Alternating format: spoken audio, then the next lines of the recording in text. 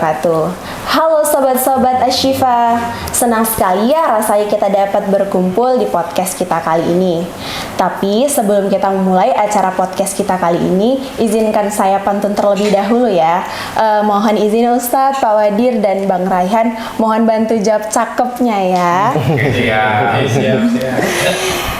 Jalan-jalan ke kota Mekah. Cakep. Singgah sebentar membeli kurma. Cakep. Mari bersama mencari berkah lewat podcast FDK Ashifa. Tetapi sebelum kita membahas tema kita kali ini, perkenalkan saya Widi Widya, mahasiswa jurusan keperawatan Poltekkes Kemenkes Medan, yang alhamdulillahnya saya diberi kesempatan untuk menjadi host podcast FDK Ashifa. Oke, baik, tema kita kali ini membahas tentang akhlak berbicara bagi seorang muslim. Wah, keren ya tema kita kali ini, apalagi tema ini berhubungan erat dengan kehidupan kita sehari-hari. Di sini saya bersama dengan Al-Ustadz kita, yaitu Al-Ustadz Hari Pramana SPD MA. Assalamualaikum Ustadz, bagaimana kabarnya Ustadz? Waalaikumsalam, sehat. Dan selanjutnya ada tamu istimewa kita, yaitu Bapak Wadir 1, yaitu Bapak Cecep Tribowo MSc. Assalamualaikum Pak, gimana kabarnya Pak? Alhamdulillah. Apa ya? Dingin, hujan. Oke, selanjutnya juga ada tamu kita, yaitu Abang Raihan Al-Faujan. Bang Raihan merupakan bagian dari lembaga Badan Eksekutif Mahasiswa di bagian keagamaan Islam Poltekkes Kemenkes Medan. Assalamualaikum Bang Raihan. Waalaikumsalam. Gimana nih kabarnya? Ya, alhamdulillah baik. Baik, selanjutnya kita di sini akan memulai membahas tema kita, yaitu akhlak berbicara bagi seorang muslim. Nah, kita kan sudah tahu berbicara itu gampang, tetapi menjaga adab berbicara itu yang menjadi sebuah tantangan. Nah, makanya di podcast kita kali ini akan membahas hal itu bersama Al-Ustadz, Bapak Wadir, dan juga Bang Raihan. Oke, di sini saya mau bertanya kepada Al-Ustadz, bagaimana sih Ustadz menurut agama Islam mengenai akhlak berbicara bagi seorang muslim? Boleh diberi penjelasannya Ustadz? Baik, bismillahirrahmanirrahim. Assalamualaikum warahmatullahi wabarakatuh. Waalaikumsalam warahmatullahi wabarakatuh. Alhamdulillah, Allahumma sholli ala sayyidina Muhammad. Tentunya yang saya muliakan, saya hormati, di sini hadir bersama kita Bapak Wakil Direktur Poltekkes Kemenkes Medan yang sangat luar biasa, masih muda dan energik. Dan tentunya ada di sini hadir dari BEM ya, Iya. BEM, dan tentunya host yang luar biasa dengan ceria ini Pak Wadir. Iya. Saya jadi deg-degan. Iya. Oke, tentunya sebelum saya masuk kepada pembahasan, karena kita ini momennya juga sedang memperingati Maulid Nabi ya. Dan Nabi itu juga hadir ke dunia ini, salah satunya adalah diutamima makarimal akhlak, menyempurnakan akhlak manusia. Nah, salah satu akhlaknya itu yang disempurnakan adalah akhlak lisan. Maka sebelum masuk, mari sama kita bersolawat. Allahumma sholli ala sayyidina Muhammad wa ala ali sayyidina Muhammad. Baik, tadi dari host yang ditanya adalah tentang bagaimana akhlak berbicara bagi seorang muslim. Sebenarnya akhlak berbicara seorang muslim itu gampang. Bahwa muslim itu datang ke dunia ini, bukan datang ke dunia ini. Islam itu hadir di bumi ini adalah memanusiakan manusia. Artinya akhlak seorang muslim itu adalah bagaimana seorang muslim itu berbicara ya kepada manusia. Kalau enggak kepada manusia bagaimana? Nah, tentunya kan kalau kita hadir hari ini di media sosial, kemudian kita melihat tayangan televisi dan lain sebagainya, bahwa ada golongan orang-orang yang berbicara itu seperti tidak berbicara kepada manusia, benar. Tidak menghormati, tidak menyayangi. Maka kalau ditanya bagaimana akhlak seorang muslim itu, adalah bagaimana dia bisa menghormati lawan bicaranya, baik itu yang lebih tua, sebantaranya, kemudian yang lebih muda, seperti itu. Dan mungkin kalau Islam itu kan Pak Wadir harus ada dalilnya nih. Nah, gitu. Nah, jadi Nabi itu pernah berpesan bahwa kita ini kan hidup di dunia itu kan mencari selamat ya Pak Wadir. Betul ya. Nah, jadi kita ibaratkan hidup kita senang, mati juga husnul khotimah. Nah, jadi mencari keselamatan. Dan kata Rasul itu ada 3 orang yang selamat. Salah satu orang yang selamat itu adalah orang yang mampu menjaga bicaranya. Nah, seperti itu. Mungkin itulah dulu sebagai penghantar sekitar ini. Oke, terima kasih Ustadz. Kan gini Ustadz, lawan bicara kita kan yang seperti Ustadz katakan itu berbeda-beda kan Ustadz. Terutamanya kita berbicara kepada kedua orang tua. Gimana sih Ustadz adab berbicara kita kepada kedua orang tua kita Ustadz? Wah, ada berbicara kepada orang tua ya. Ini yang menjadi problematika hari ini. Bahwa orang kadang nggak tahu dia gimana sih cara berkomunikasi dengan orang tua yang baik. Saya disclaimer dulu ya, bahwa kalau hari ini Pak Wadir izin, kalau ada orang yang belum sukses dalam hidupnya, cek komunikasi dia dengan orang tuanya. Sukses ini kan relatif ya, bukan tentang kekayaan aja, tapi ketenangan hidup, keselamatan hidup. Nah, kalau dia masih bermasalah dengan hidupnya, coba cek bagaimana komunikasi dia dengan orang tuanya. Maka kalau kita melihat di dalam dalil Al-Quran, bahkan wa in jahadaka ala an tusyrika bi fala tuti'huma wa sahibahuma fid dunya ma'rufa. Kalaupun orang tuamu itu bahkan dosa yang terbesar sekalipun yang diajaknya, bagaimana Nabi Ibrahim dulu disuruh menyembah berhala, itu nggak boleh kita kasar kepada dia. Wa sahibahuma fid dunya ma'rufa. Maka berbicaralah, berkomunikasilah, bergaullah. Bagaimana kita tetap menghormati dia sebagai orang tua, cukup kita tidak mengikuti apa yang menjadi perintahnya karena itu adalah sebuah perbuatan dosa. Tapi bukan gara-gara dia berbuat dosa, kita bisa seenaknya marah, seenaknya emosi. Yang jadi persoalan adalah hari ini orang tuanya sama-sama muslim, iya kan? Kiblatnya sama, nabinya sama, Qurannya sama, Tuhannya sama. Tetapi ya Allah, na'udzubillah, kita lihat ada yang sampai dibunuh, ada yang sampai dipukul, bahkan ini mungkin ini nanti yang dengerin Gen Z ya, itu adalah salah satu dosa besar gara-gara minta iPhone nendang pintu. Nah, maka juga ada kan dalam Al-Quran itu dikatakan wala taqul lahuma uffin, janganlah kamu berkata ah. Berkata ah ini sebenarnya kalau kita bahas di dalam tafsir secara mendalam, itu di situ maksudnya adalah dia marah kepada orang tuanya gitu. Kalau ada perintah itu dia marah. Maka tapi kalau sederhananya adalah kalau ada perintah orang tua jangan dibantah. Nah, seperti itu. Kalau kita nggak setuju ada nasihat orang tua meskipun dia berulang, kadang-kadang orang tua gitu-gitu aja ya kan Pak Wadir. Iya kan, kadang apalagi Bang Rehan ya masih muda nih, asalnya masih muda. Kalau saya berulang udah mulai jadi orang tua kayaknya. Oh, iya? pasti Bang Rehan kan sebagai anak muda malam mingguan nih misalnya ya, masih jam 9 dari telepon, Rehan kau di mana? Pulang. Nah, pasti kita ada dongkol di hati kan. Nah, itu dongkolnya itu simpan aja di hati, jangan sampai keluar kepada orang tua kita. Maka itulah yang akan membawa keberkahan dalam hidup kita. Oke. Baik, terima kasih Ustadz. Penjelasannya cukup sangat-sangat bisa kami terima sebagai Gen Z. Mungkin izin dari Pak Wadir, Bapak kan pernah mengalami sebagai anak nih, dan juga Bapak juga sudah merasakan sebagai orang tua. Gimana? Nggak pernah sih, masih. Masih. Oh ya, maaf Pak. Masih ya. Masih udah nggak lagi. Maaf Pak. Masih sebagai anak dan juga sebagai orang tua.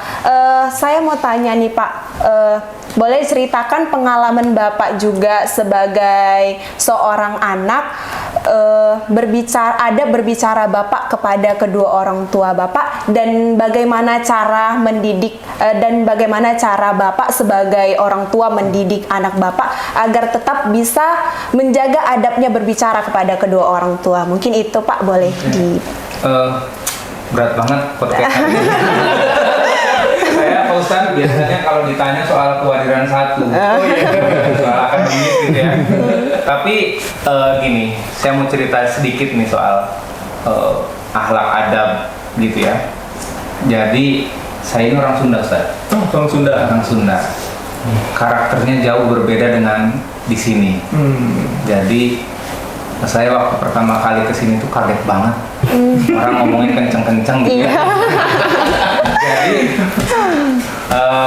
kalau saya pulang lebaran ke Sunda, itu saya tuh ngomong biasa dikira marah-marah di sana. Terpapar. Dan sebelum masuk ke situ, saya mau cerita sedikit bahwa secara ilmiah sebetulnya Ustaz, itu ada namanya hard skill, ada namanya soft skill. Banyak riset mengatakan sebetulnya 80% kesuksesan karir ya, kalau bahagia apa segala macam itu kan tidak masuk dalam kriteria akademis, itu ditentukan oleh soft skillnya, bukan hard skillnya. Jadi soft skill itu macam-macam, ada kerja sama tim, ada apa segala macam. Salah satu soft skill itu sebetulnya yang paling mendukung itu adab. Karena kalau kita kerja sama tanpa adab yang baik, itu nggak bisa. Gitu. Saya mungkin jadi wadir masih muda. Dulu waktu diangkat yang paling muda se-Poltekkes di seluruh Indonesia. Ya sebetulnya nggak pinter-pinter banget gitu, tapi soft skillnya agak lumayan. Gitu. Jadi maka betul dulu orang tua kita, para ulama bilang adab dulu baru ilmu, itu betul kan? Dan itu terbukti secara ilmiah.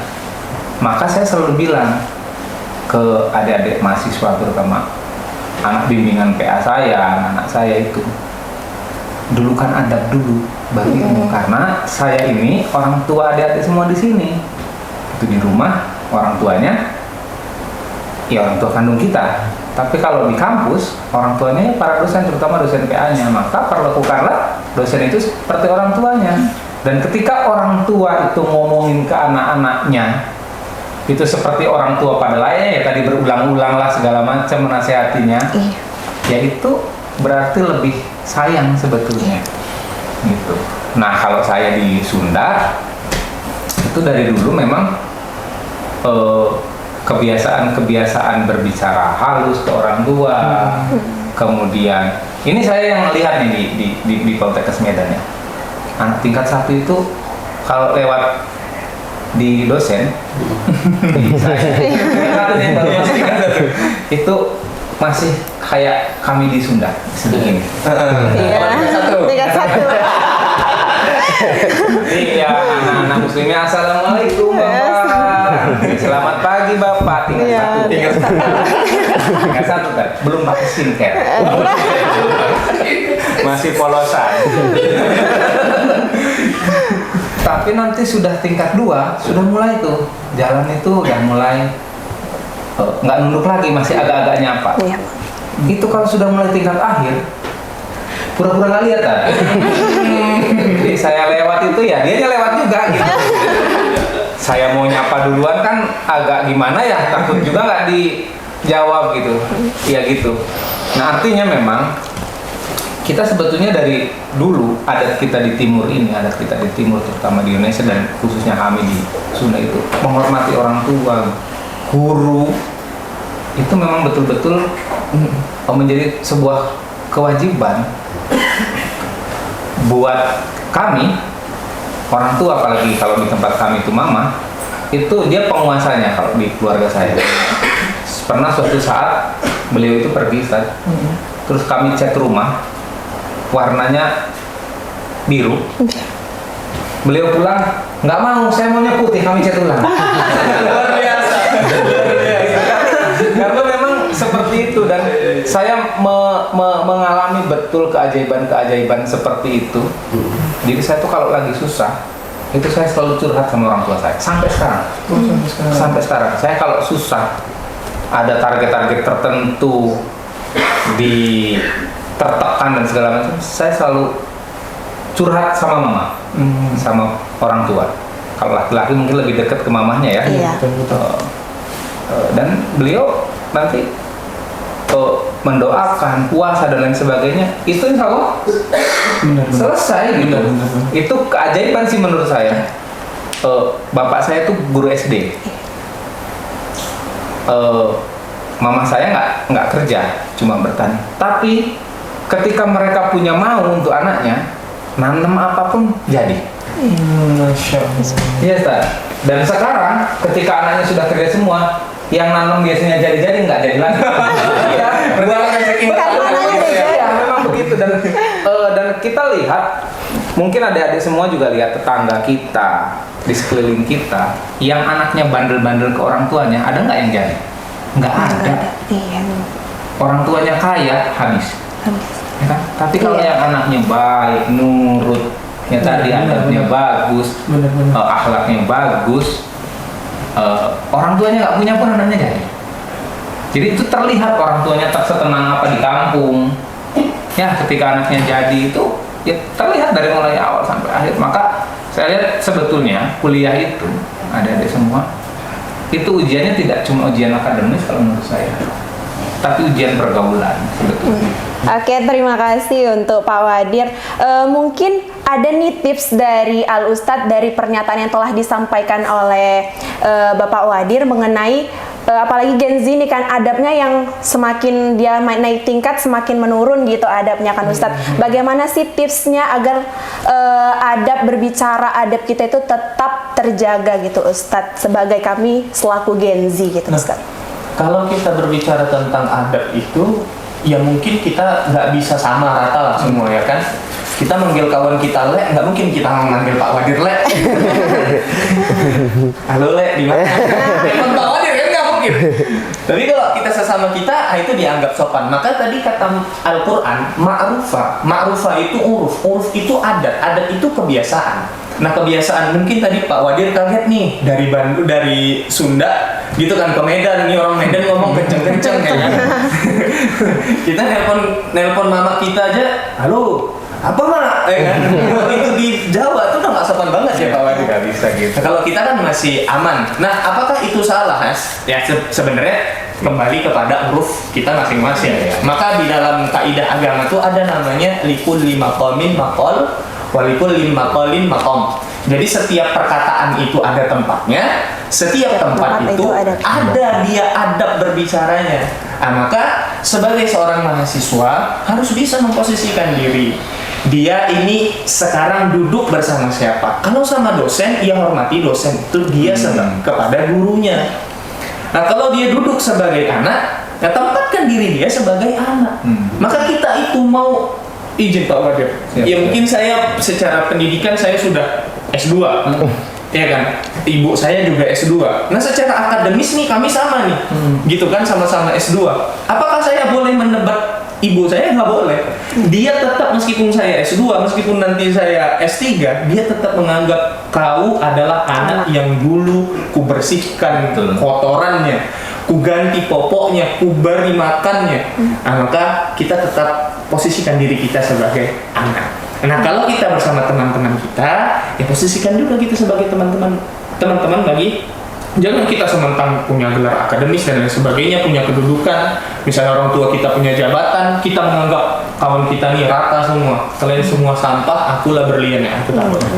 Itu adalah salah satu tanda kesombongan. Sombong itu bukan tentang dia hanya flexing, tetapi sombong itu adalah ketika dia meremehkan orang lain, gaya bicaranya jadi lebih tinggi dan lain sebagainya. Jadi posisikanlah diri. Nah, seperti itu. Oke, terima kasih Ustadz atas tipsnya. Mungkin saya ingin bertanya lagi nih Ustadz. Tadi kan kita sudah membahas mengenai adab berbicara kepada kedua orang tua. Nah, kan ada lagi kita berbicara kepada orang yang lebih tua. Nah, itu berbeda nggak Ustadz kita berbicara kepada kedua orang tua dengan kita berbicara kepada orang yang lebih tua? Apakah itu berbeda Ustadz atau sama aja Ustadz? Boleh diberi penjelasannya Ustadz? Sebenarnya ya prinsip Islamnya tadi kan sama aja. Tetap kita bagaimana menghormati orang lain. Ya. Nah, kalau orang lain saja kita hormati, konon orang tua kita, nah gitu kan. Jadi posisinya adalah mungkin kedekatan emosional lah yang kita bedakan, bakti kita. Makanya alhamdulillah tadi disampaikan oleh Pak Wadir. Pak Wadir adalah wadir termuda se-Indonesia. Karena apa? Ngecek warna putih. Ya kan Pak Wadir? Boleh jadi tadi kalau Pak Wadir Nggak mau ya? nggak mau. Udah biru aja lama. Kalau udah lama biru aja, boleh jadi nggak jadi wadir termuda ya. Tapi karena mematuhi orang tua, menghormati orang tua, luar biasa. Tapi kalau orang yang lebih tua tetap harus dihormati. Karena kata Rasulullah, orang bukan golongan kami. Maksud Rasulullah itu bukan Islami lah, bukan sifat orang Islam. Orang yang tidak bisa menghormati orang yang lebih tua dan menyayangi orang yang lebih muda. Seperti itu. Jadi ya tetaplah dihormati. Tapi hormat yang paling besar kita adalah kepada orang tua kita. 3 kali emak kita, sekali ayah kita. Bukan berarti ayah kita itu belakangan, tetapi penghormatan kita itu jauh lebih besar kepada ibu kita. Pantes saya sekali aja dihormati ya.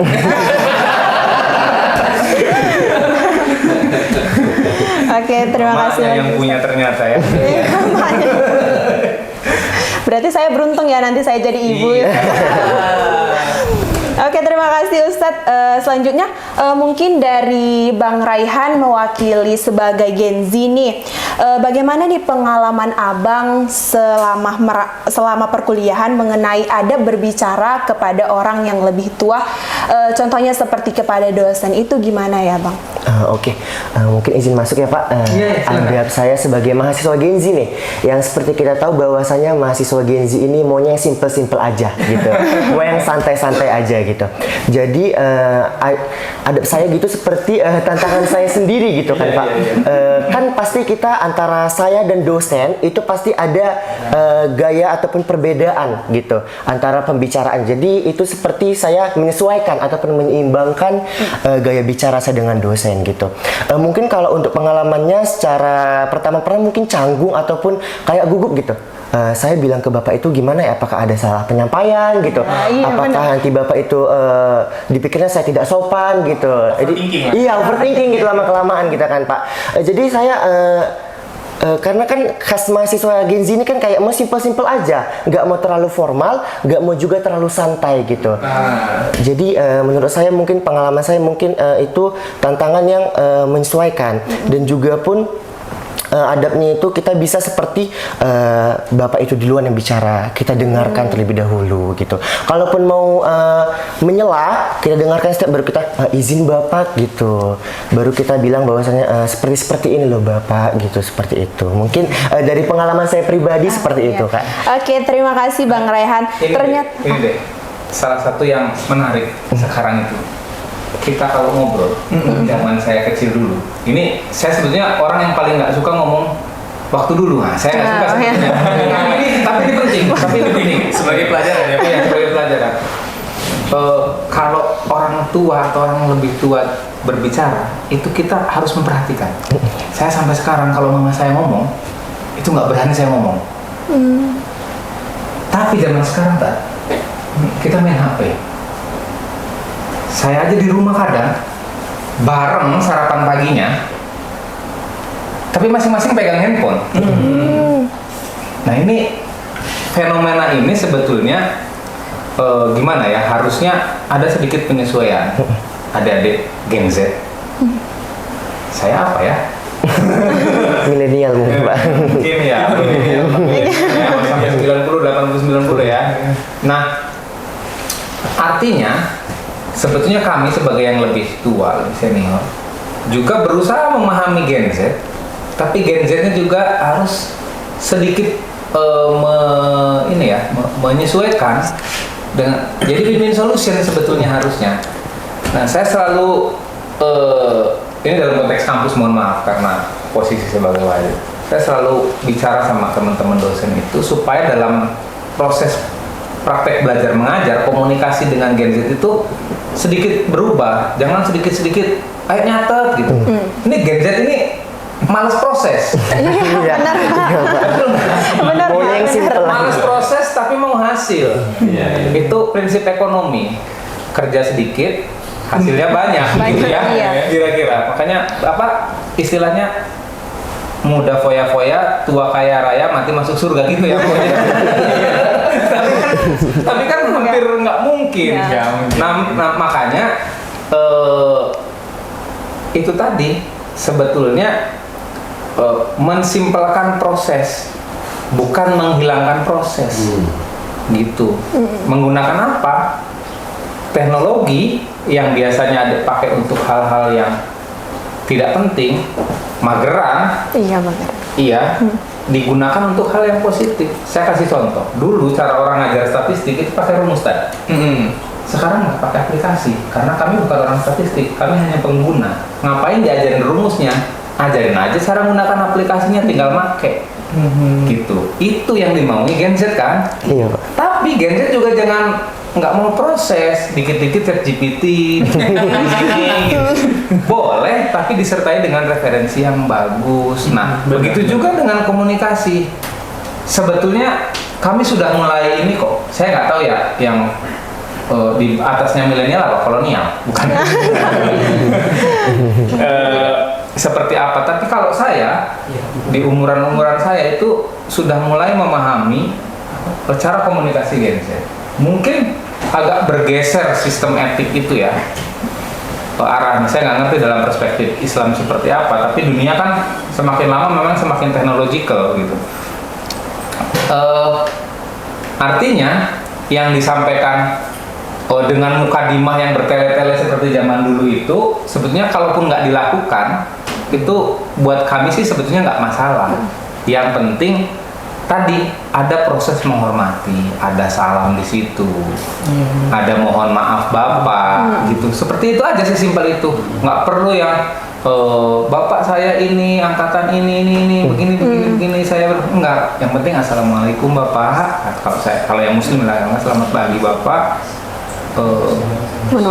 Mohon maaf mengganggu waktunya. Saya ini terus jangan juga terus menerus. Iya, nge-spam ya, Iya, Pak ya. kayak nge-spam ya. Kayak saya ini kan 1 jam ya. Ini dari tadi nggak mungkin saya balesin di sini gitu. Jadi kan nanti akan saya bales berikutnya. Dan menariknya adik-adik, saya punya pengalaman itu kan saya ini lebih muda dibanding anggota saya. Nah gitu. Itu tadi saya dapat pencerahan juga dari Ustadz. Kadang malah saya lupa memposisikan sebagai wadah, Ustadz. Oh iya. Iya, saya memposisikan sebagai adean kadang. Nah itu mungkin jadi pelajaran betul buat saya. Walaupun dalam hal tertentu sebetulnya kadang yang senior ini lebih senang juga kalau begitu. Jadi saya yang datang, tapi dalam beberapa hal nanti ada akan mengalami itu pas kerja. So, misalnya adik-adik kayak Ustadz udah S2, begitu masuk kantor tiba-tiba jadi pimpinan. Nah yang senior yang tingkat pendidikannya lebih ini dan lain sebagainya itu di bawahnya itu seninya itu akan lebih terasa. Nanti adik-adik akan merasakan seperti itu. Nah untuk menjalankan roda organisasi pekerjaan yang baik, adabnya itu betul-betul memang harus dijaga. Walaupun saya jauh dari kata sempurna, banyak juga yang tersinggung sama saya, gitu. Tapi ya, itulah kita sama-sama belajar. Gitu mungkin tadi cerita-cerita Gen Z. Jadi komunikasi lewat ini yang sekarang kami juga dalam etika mahasiswa, etika dosen, kemudian pedoman panduan akademik ini yang meramu ini sekarang itu karena tidak cuma hanya dari perspektif adab etik, dari perspektif hukum juga ternyata. ITE ini agak masalah. Kemarin kita nemu kan ada mahasiswa yang menjelek-jelekan kampusnya sendiri, dia rekam gitu. Nah itu kan posisi-posisinya seperti itu. Terus dia mungkin curhat, tapi curhat di sosmed, tapi menyinggung ya kan. Nah ini yang kadang-kadang sementara anggota dewan ngomong seperti itu aja jadi rusuh ya. Nepal aja sekarang jadi seperti itu. Nah, kita jangan sampai kita jatuh gara-gara lisan atau tulisan kita. Benar. Oke, terima kasih Pak Wadir. Mungkin kalau kita ceritakan mengenai Gen Z nih kan, Pak Wadir, Pak Ustadz sama Bang Raihan kan, berarti juga kita mengalami di mana kita berbicara kepada yang lebih muda. Saya nih, saya kan sudah di tingkat 3, prodi D3, di tingkat akhir nih. Jadi saya merasa bahwasannya saya itu senior kan Pak. Jadi saya terkadang mau juga itu ngomong ke adik-adik, suka-suka saya ngomong. Jadi gimana sih Pak Ustadz tetap menjaga adab berbicara kepada orang yang lebih muda itu Ustadz? Baik, mungkin kalau kita berbicara kepada junior gitu ya kan, kita mungkin agak junior. lebih kurang ajar. Waktu kan dulu itu apa itu, biar dia apa-apa kan itu biar. Nah sebenarnya itu itu tindakan yang keliru ya. Jadi mau dia senior, mau dia junior, tetap hormati. Dia juga tetap manusia, gitu kan. Prinsip satu ya kan, memanusiakan manusia.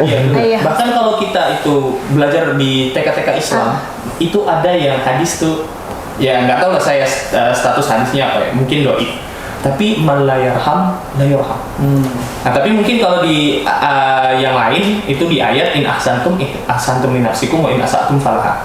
Jadi kalau tadi yang balik yang pertama, man la yarham la yurham. Kalau kamu tidak menyayangi, maka kamu tidak akan disayangi. Nah, begitu. Jadi kalau kamu tidak bisa mengayomi adik-adikmu, kalau kamu nanti diposisikan sebagai adik juga, maka kamu tidak akan diperlakukan hal yang sama. Maka ketika kamu menyayangi orang lain, in ahsantum, kamu baik nih sama adik-adikmu, komunikasinya juga lancar, bukan kamu memanfaatkan, bukan kamu maaf dalam tanda kutip melonco gitu ya kan, bullying dan lain sebagainya. Kalau kamu tidak seperti itu, maka jika kamu nanti di posisi-posisi tertentu, insya Allah itu akan berbalik kepada kamu. Nah itulah kalau Indonesianya tuh tabur tuai ya, gitu kan. Jadi kamu baik juga kembali ke kamu. Kalau kamu jahat, maka akan keburukan lah yang datang kepada kita. Maka berbuat baiklah. Saya sendiri terkesan melihat penyampaian materi dan adab berbicara Bapak kepada kami selaku mahasiswa dan mahasiswi yang dinilai kami lebih muda lah Pak dari Bapak, tapi Bapak tetap menjaga adab adab berbicara Bapak kepada kami. Itu gimana Bapak sebagai dosen tetap bisa menjaga adab Bapak berbicara kepada kami yang lebih muda? Iya, saya itu tidak merasa guru itu lebih pintar. Jadi kalau menurut saya, dosen itu hanya duluan baca dan kebetulan dia yang buat rancangan pembelajarannya. Itu aja sebetulnya. Gini, saya dulu pernah ikut kuliah pakar waktu saya sekolah. Narasumbernya itu masih muda, pakai celana pendek, pakai kaos oblong, gondrong, bawa iPad, dan dia salah satu profesor termuda di Jepang. Belum sampai 30 tahun, dia menemukan banyak hal. Dan dia bilang,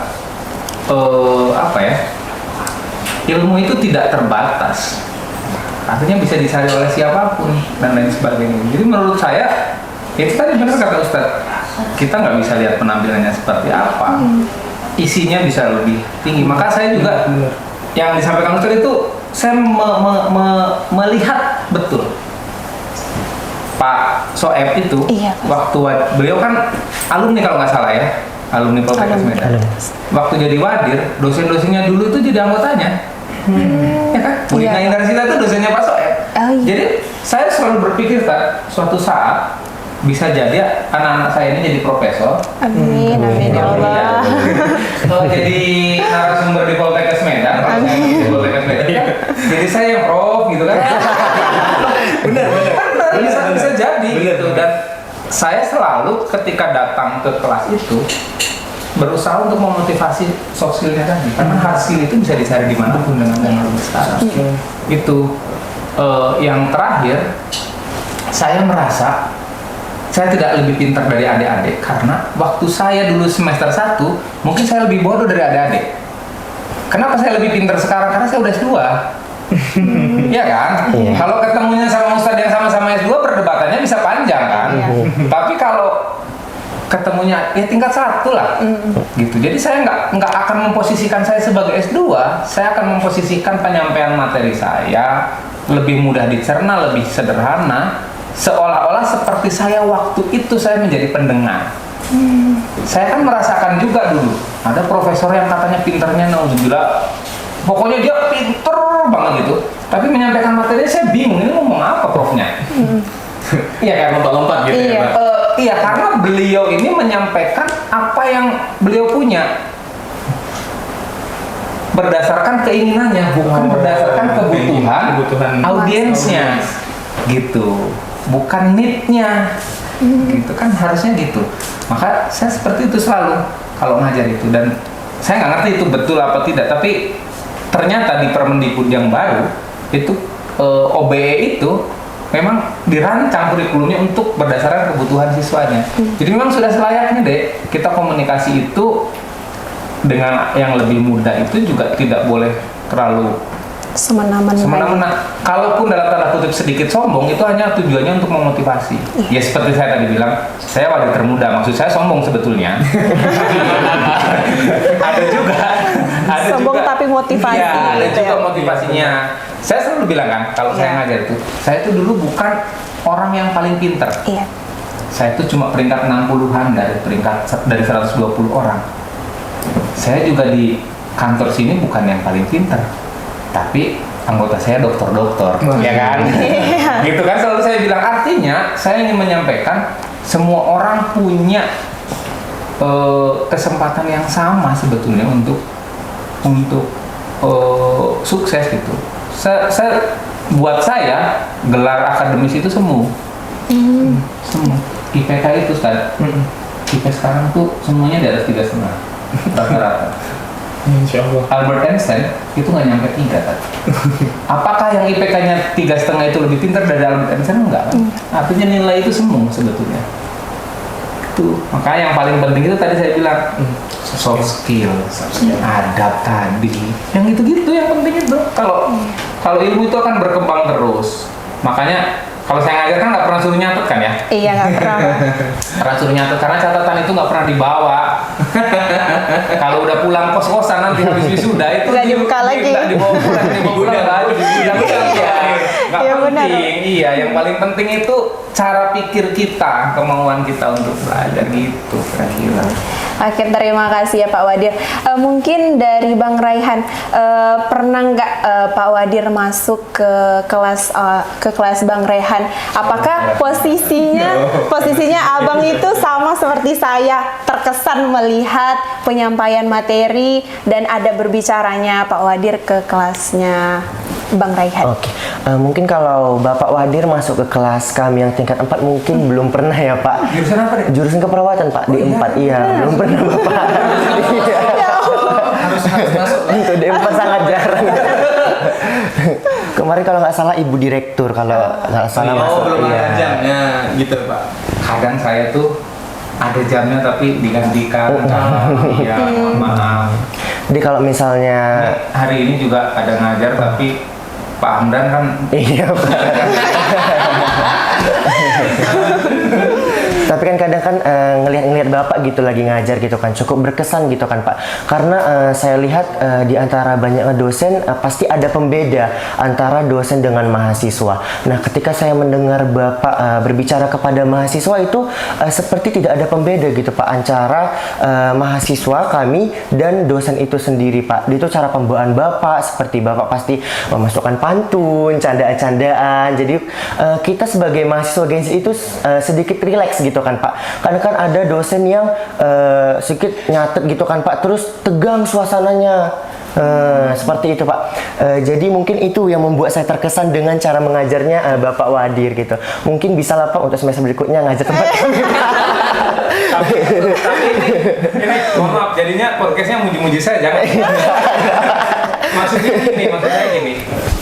Saya memposisikan seperti itu bukan berarti adik-adik tidak butuh dosen yang disiplin, yang tegang, karena mahasiswa itu harus melihat perspektif dari segala hal. Itu maksud saya begitu. Jadi bukan berarti bapak ibu dosen dengan caranya mereka itu salah, tidak. Agar adik-adik juga melihat, oh ini dosen dalam tanda kutip killer misalnya. Karena kalau dosennya kayak saya semua jadi vibes bercanda gitu, walaupun ada ilmunya, jadi vibesnya bercanda, tapi dari saya dapat itunya, dari dosen yang lain mungkin bisa dapat disiplinnya, bisa dapat ilmunya, bisa dapat pengalaman zamannya beliau gitu. Itu ya. Iya, Pak. Aduh, nanti saya Iya, Pak.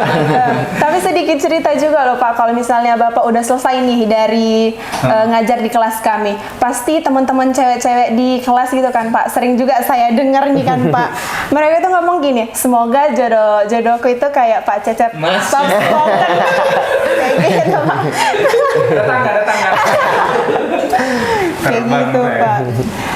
Mungkin terima kasih. Kalau udah tingkat 3 kayak gini. Kalau udah lipstiknya. Tapi kadang saya mau protes gini, Pak Wadir.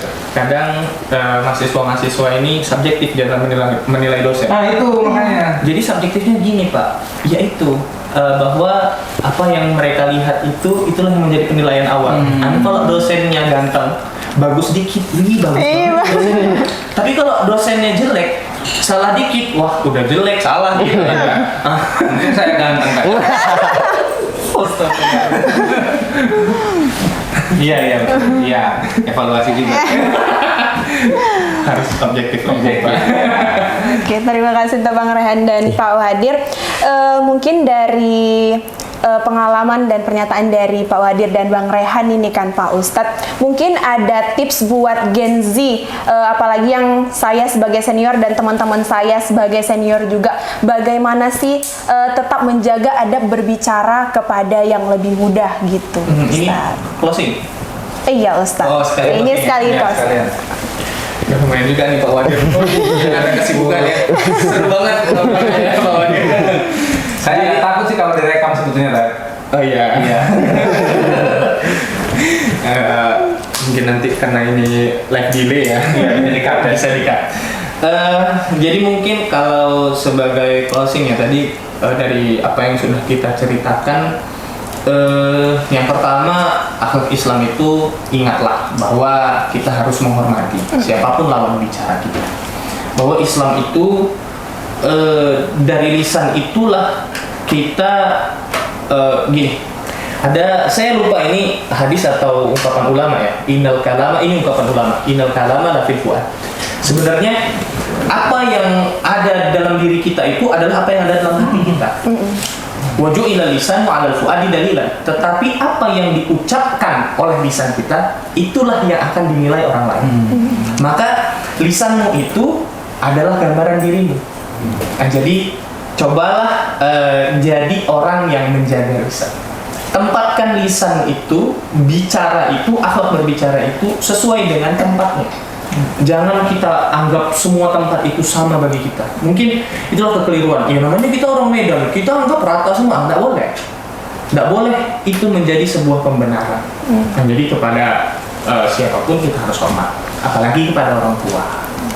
Nah, jadi saya bisa bilang ini tolong dicatat kepada seluruhnya.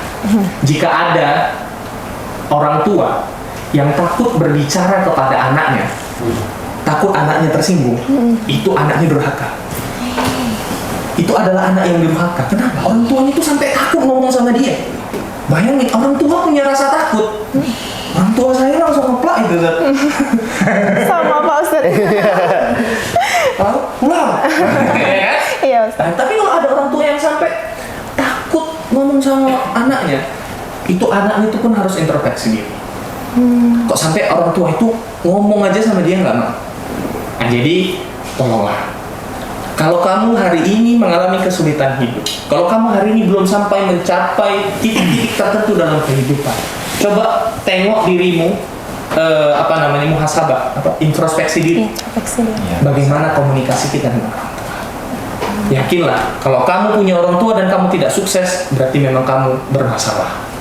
Tapi kalau kamu punya orang tua dan kamu hormati dia, sayangi dia, perlakukan dia dengan baik, yakinlah sukses itu akan mengejar Luar biasa.